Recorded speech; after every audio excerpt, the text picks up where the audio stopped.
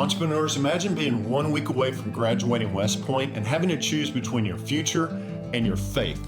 That was Steve's reality. And in this episode of Fishing with Entrepreneurs, we talk about how walking away from a lifelong dream shattered his 20s, but somehow set him up for the life that he lives today. Don't miss out. Where'd you go to college? I went to West Point, where they say it's a $250,000 education shoved up your ass a nickel at a time. And they're not wrong. Of course. Everything there is designed to just be unpleasant. Shoved up your ass a nickel at a time. A nickel at a time. Man, that must have been a horrible experience. It's funny though, like the longer I've been out, the fonder my memories are of it. Okay. And the things I learned. Get a bite? Yep. You got a fish. Second, look at that beauty. Cast. See, just 30 seconds of instruction, and Jim already has me catching fish. That is a true testimony to, here you go. Let's bring that guy in. That's a good fish. Sorry, guy, you're going on the.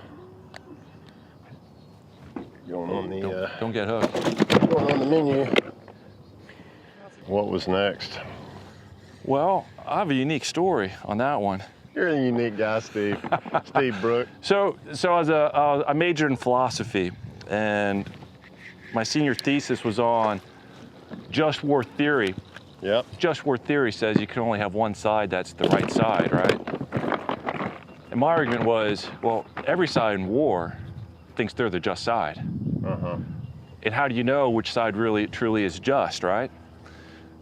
There's a bit more complicated argument than that, throwing in all sorts of fancy philosophical ideas. Yeah. But at the end of it, the professor was like, well, this puts you in a predicament if you don't believe in just war theory, and that war is a moral ambiguous event where people do horrible things to each other. How do you square that with a military career?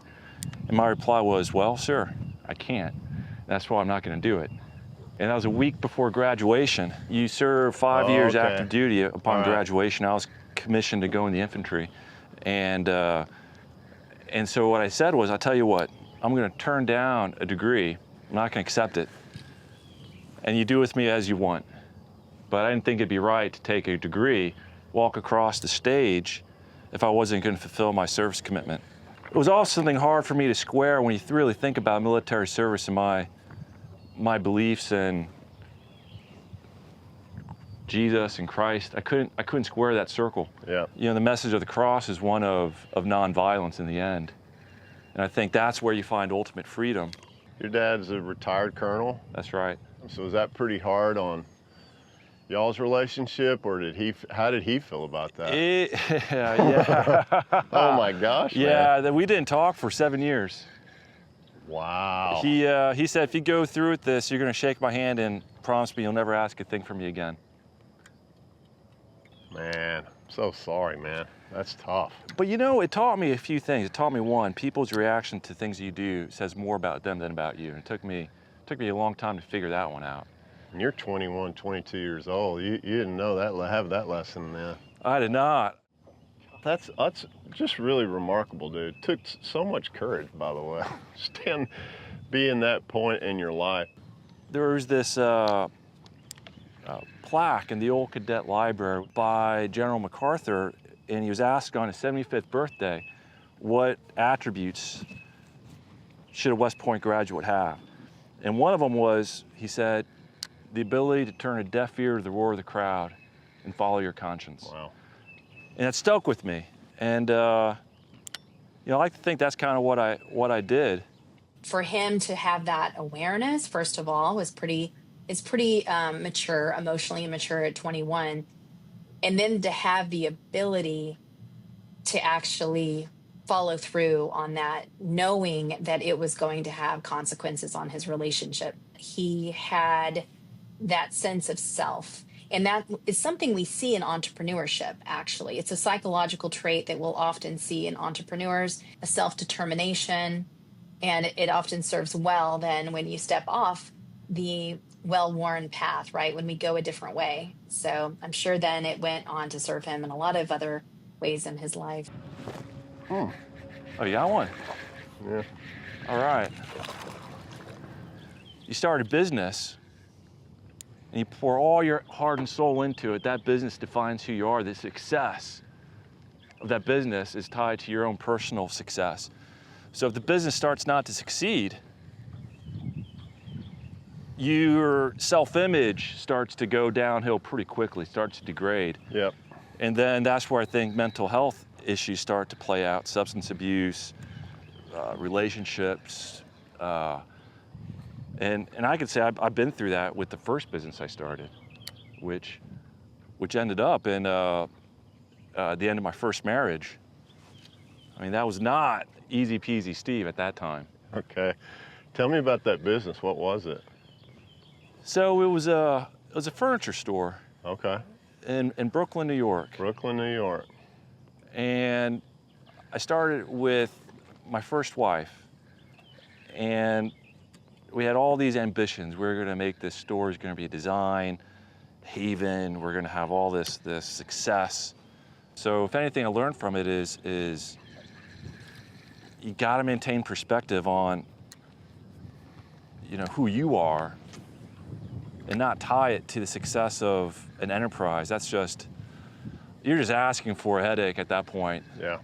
What was really great about Steve's response is that he was really honest with you, that he wasn't the same chill Steve back then as he is now. He looks at it more of, oh, I didn't always know at the time. And I appreciate that the tension that I went through created more of a growth mindset.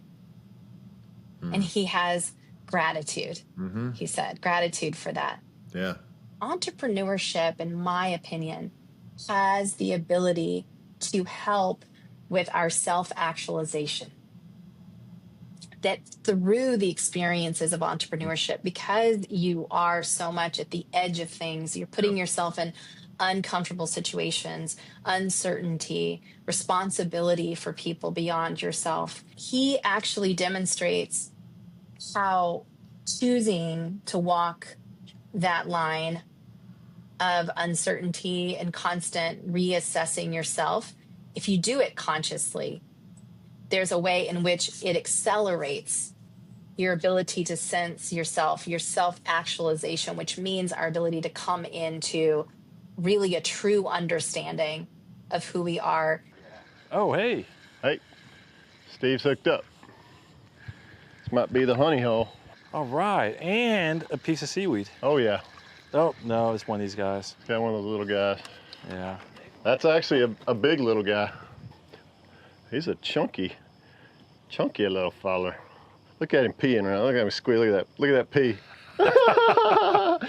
Well, I probably would be too if I was caught by a hook. Saw some ginormous human squeezing me. Yeah, I'd probably be doing the same biological reaction. Were you into keeping your balance and rhythm and being happy, or was it just kind of grind and go and make as much money? What was it like in those days? You know, that's a good question, Jim. I would say I didn't have as many hobbies as I do now. Okay. And I think that was a big problem. When I was going through my divorce and I was seeing a therapist, at times I thought I was in a Woody Allen movie. It was like total South Park Avenue South guy. You know, I walked through the awning and he had his office on the ground floor, and he was cool. He's a really cool guy, Bob Fromm. And he told me, like, hey, listen, you got to get connected. You got to foster your connections and get involved in stuff. You know, you got no interests. You didn't at the time? I didn't. I let a lot of my interests kind of fall by the wayside. You know, as in my 20s, I was trying to figure out what I wanted to do and got some success, became an executive by my early 30s, and then opened up that business. And, you know, it was a lot of grinding in my 20s with not a lot of fun. I was living in New York. I mean, I didn't take advantage of any of the things New York had to offer. He told you to get a life, basically, right? In so many words, like get more out of your life. Yeah, no, he told me to get a life. Yeah, told you to get a life. So what was the first thing you did that, do you remember trying to pick up and do to enjoy more out of life? I started to cycle more. Okay. So, I don't even know that about your hobbies. man, that's one of the things I miss most about living in New York is the cycling. I would go everywhere. I would cycle all the way around Brooklyn to go to the beach. Okay. And there was a place in the Rockaways. That was a cool spot. And I think that started to get me more involved with just nature in general, which then led me to start surfing on the weekends in the Rockaways. And then start sailing. It was all downhill from there, huh? I tell you, man, that experience was the best thing that happened to me. Why do you think healthy hobbies matter so much for entrepreneurs?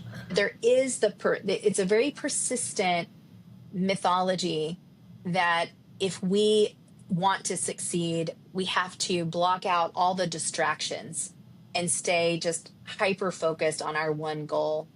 But there isn't any psychological research that shows that actually helps us be as flexible, adaptable, and creative as we really need to be able to meet our goals. What's the neuroscience say? Well, the more we can rewire our brain for connectivity in a variety of different areas. So if you're someone who's an artist, and then you're also a business person, and then you're also like loving nature, the gift to your mind, right, through all of that different expression, that's what actually keeps us creative. Oh, hey, I got another one. That's Who is this guy? We're gonna let him back in. yeah. It's a bluegill. These are being eaten by the ones the we're predator catching. fish. They're really pretty fish, though. Look at the color on this guy, especially on its face right there. Older Steve talking to the younger Steve. You tell him to get a therapist,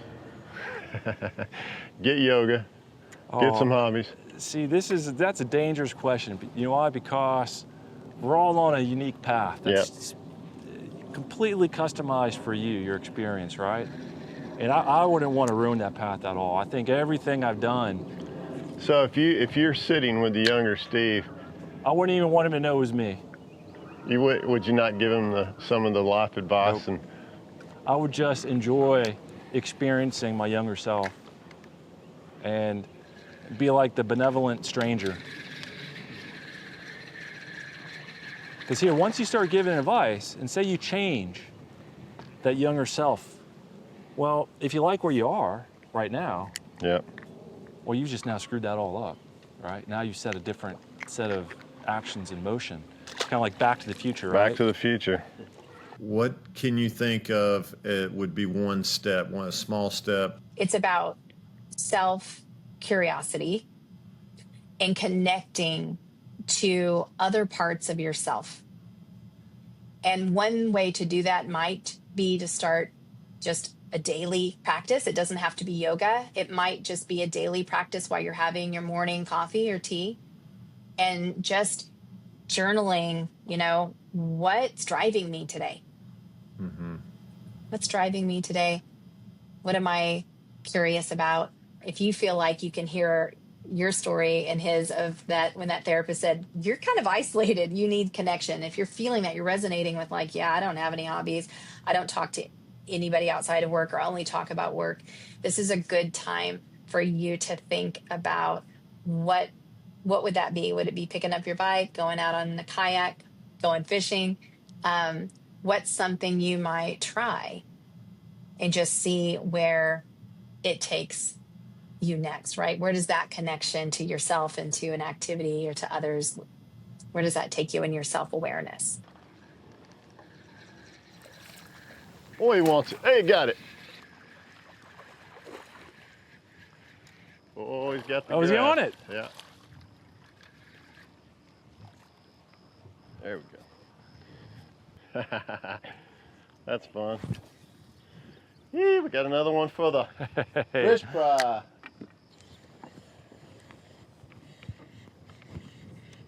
Oh, who's this guy? There we go. Come on now. buddy. Come on, buddy. Swing him over here. That's a good fish. There we go.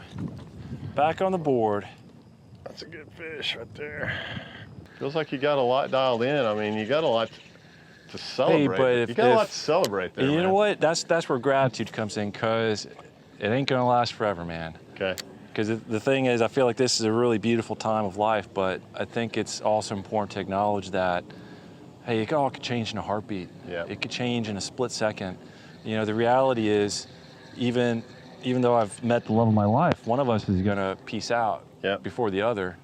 And that's gonna be a whole nother chapter. And I think now is the time, when you're in a period of relative stability, to really use that time to shore up your emotional strength. So that when, who knows, maybe in 10 years, 20 years, all the lakes in Texas are gonna dry up from climate change, and we're all gonna be fleeing north in this mass exodus. You mean we're not going to be fishing? And we're not gonna be fishing. Dang. And it's gonna be like this dystopian future with Mad Max gangs on the highway we're trying to avoid. Yeah. I hope that never happens, but who knows, right? And then I'll think back on that day that I went fishing with Jim. And that'll be a good memory, right? Yeah. All right, man. Thanks, Steve, for opening up and shedding some wise words on us, sharing your story. Thanks for being out here. Hey, thanks for having me.